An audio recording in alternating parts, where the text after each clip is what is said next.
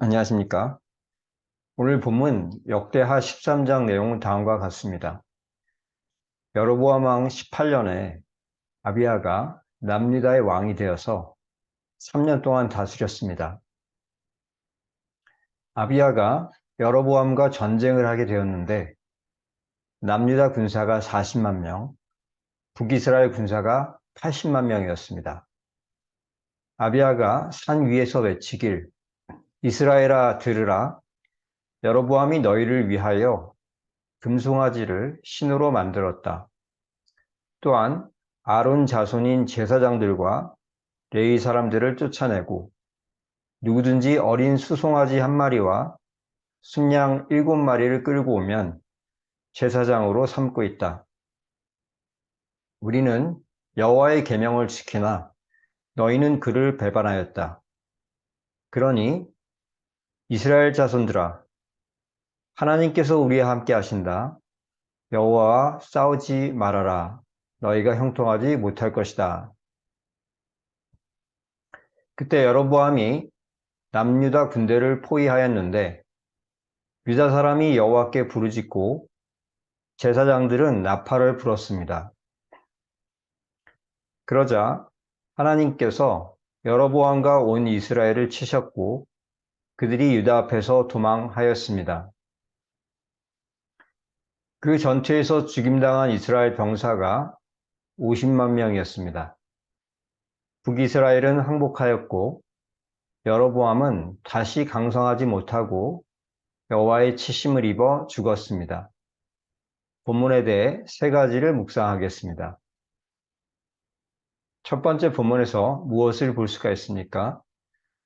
북이스라엘이 금송아지 우상을 만들고 엉터리 제사장을 세웠습니다. 왜 이랬던 것입니까? 하나님이 없어도 내 삶에 아무런 영향이 없다고 생각했기 때문입니다. 북한의 김정은은 2018년 평양을 방문한 미국 CIA 국장에게 중국 공산당으로부터 한반도를 지키기 위해서 주한미군이 필요하다라고 말했던 것이 드러났습니다. 북한은 주한미군에 대하여 늘 비방하지만 중국 공산당의 한반도에 대한 야욕이 주한미군 때문에 통제되고 있다는 것을 알고 있었던 것입니다. 반면에 북이스라엘은 하나님이 계셔야지 자기 나라가 제대로 유지될 수 있다는 것을 잊었습니다. 북이스라엘의 경제 상황이 좋아져 돈이 쌓이고 넉넉해지자 하나님 없어도 우리는 잘 살 수 있다 여겼던 것입니다. 그래서 금송아지를 하나님이라고 부르고 하나님의 제사장 직분을 송아지 한 마리, 양 7마리에 사고 팔면서 하나님을 불쾌하게 하면서도 그것을 대수롭지 않게 여겼습니다. 그럼 어떻게 해야 하겠습니까? 하나님이 없으면 망한다는 생각을 하고 살아야 하겠습니다.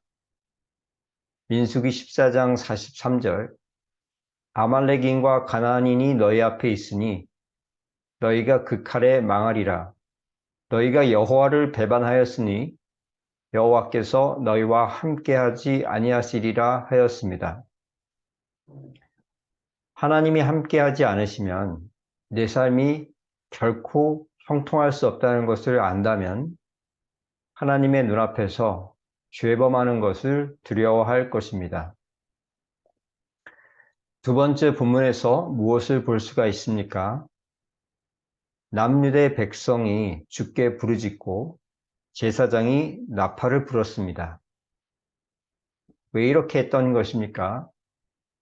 적의 공격 앞에서 한마음이 되었기 때문입니다. 1253년 몽골군이 고려를 침입하여 충주성을 포위했습니다. 이때 몽골군의 포위는 70일에 이르렀고 그 결과 성 안의 식량이 떨어져 위태하였습니다. 그러자 충주성의 지휘관 김윤후는 만약 전투에서 승리한다면 신분을 가리지 않고 벼슬을 내리겠다 약속했고 노비 문서를 불살랐으며 백성에게 소화말을 나누어 주었습니다. 이에 충주성의 모든 백성들 마음이 하나로 뭉쳐서 죽음을 무릅쓰고 싸웠는데 결국 적을 물리쳤습니다. 마찬가지로 본문의 유대 백성들도 북이스라엘의 공격으로 큰 위기에 처하자 모두가 한마음이 돼서 주께 부르짖었고 그 합심 기도에 응답을 받았습니다. 그럼 어떻게 해야 합니까? 믿음 있는 자들은 위기 때에 강해진다는 것을 알아야 하겠습니다. 사무엘상 7장에 그들이 미스바에 모여 종일 금식할 때에 블레셋 사람들이 이스라엘을 치러 올라온지라 여호와께서 블레셋 사람에게 큰 우레를 발하여 그들을 어지럽게 하시니 그들이 이스라엘 앞에 패하였다 했습니다. 성도는 어려움이 닥치면 모여 기도하여서 하나님의 크신 능력을 불러와 승리하게 됩니다. 이것은 사단이 교회를 무너뜨리려고 공격할 때 교회가 보이는 모습이기도 합니다. 세 번째 본문에서 무엇을 볼 수가 있습니까? 하나님이 여로보암을 치셔서 50만 명이 죽었습니다. 무엇을 깨닫게 됩니까? 승리는 많은 병력과 뛰어난 전술에 달려있지 않습니다. 1990년도에서 91년도 사이에 있었던 걸프 전쟁에서 미국이 주축이 된 다국적군은 거의 100만 명에 이르는 많은 병력과 치밀한 전략으로 약 65만 명의 이라크군을 확실히 이겼습니다.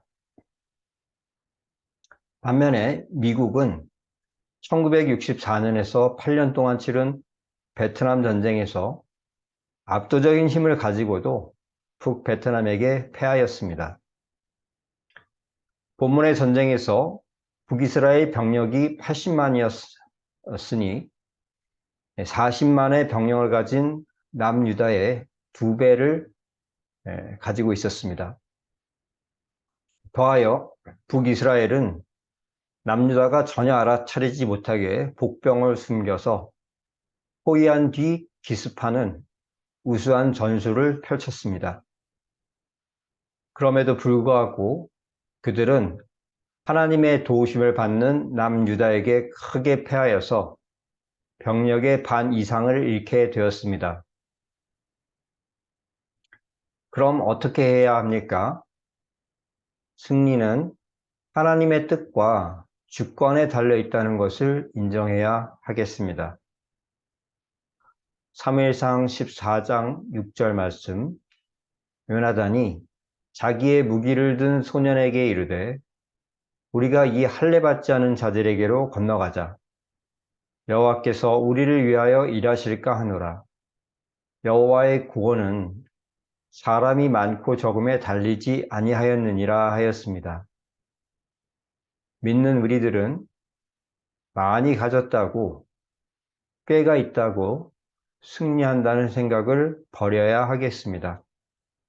대신에 주께서 원하신다면 우리가 능히 이길 것입니다. 라고 생각을 해야 하겠습니다.